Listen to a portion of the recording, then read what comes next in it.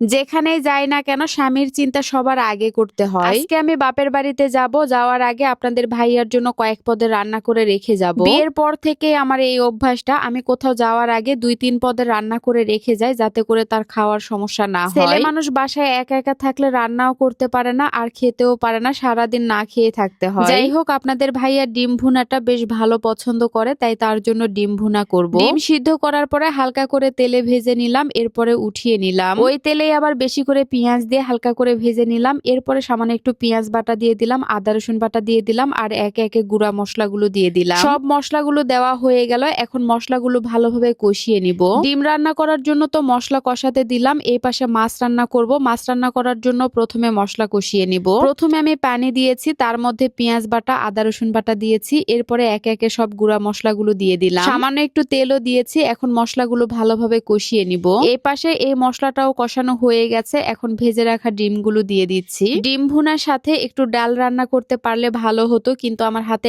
একদমই সময় ছিল না। যেহেতু দিন ছোট, সকালবেলা ঘুম থেকে উঠে প্রথমে রান্না বান্নার কাজটা সেরে নিচ্ছি, তারপর আবার ঘরের কাজ করব। যাই হোক, মশলা কষানো হয়ে গেল, এবার মাছগুলো দিয়ে দিচ্ছি। সামুদ্রিক এই মাছগুলো খেতে ভীষণ ভালো লাগে, অনেকটা গরুর মাংসের মতো লাগে, আমার তো ভীষণ পছন্দের। গ্রামের মানুষ তো সামুদ্রিক মাছ খেতেই পারে না, কারণ গ্রামের বাজারগুলোতে সামুদ্রিক মাছ পাওয়া যায় না। রান্না করে এখান থেকে কয়েক পিস আমার ভাইয়ের জন্য নিয়ে যাব। মাঝে মধ্যে এভাবে রান্না করে আমার বাবা মা ভাই সবাইকে খাওয়াতে ইচ্ছে করে, কিন্তু কাউকেই খাওয়াতে পারি না। মা বাবাকে নিজে হাতে রান্না করে খাওয়ানোর তো কখনো সুযোগই পাইনি। 3 ভাইয়ের 1 বোন আমি, একটা ভাই তো আমাকে ছেড়ে চলেই গিয়েছে, তাকেও কখনো এভাবে রান্না করে খাওয়াতে পারিনি। সারা জীবন মনের ভিতর কষ্ট থেকে যাবে, হয়তো এই কষ্ট আর কখনোই ভুলতে পারবো না। যে 2টা ভাই বেঁচে আছে তাদেরকে খাওয়ানোর সুযোগ পেয়েছি, এই সুযোগ আর কখনো হাতছাড়া করতে চাই না। যাই হোক, 2টা রান্না করা তো হয়ে গেল, এবার ভাজিটা বাগার দিলাম। এগুলো হচ্ছে ফুলকপি, ফ্রিজে একটা ফুলকপি ছিল, তো সেটা রেখে গেলে হয়তো নষ্ট হবে, তাই এভাবে রান্না করে নিলাম। এই তো আমার রান্না বান্না শেষ। ডিম রান্না করেছি, মাছ রান্না করেছি, সেই সাথে ফুলকপির ভাজি করেছি। এগুলো হলেই আপনাদের ভাইয়ার 2-3 দিন চলে যাবে। বাড়িতে যাওয়ার সময় এবার যেহেতু অনেকগুলো জিনিস নিয়ে যাব, তাই আপনাদের ভাইয়া আগে থেকে একটা সিএনজি রিজার্ভ করেছিল। আমার শ্বশুর বাড়িতে কিছু জিনিস রেখে এসেছিলাম, তো সেই জিনিসগুলো কয়েকদিন আগে নিয়ে আসা হয়েছে।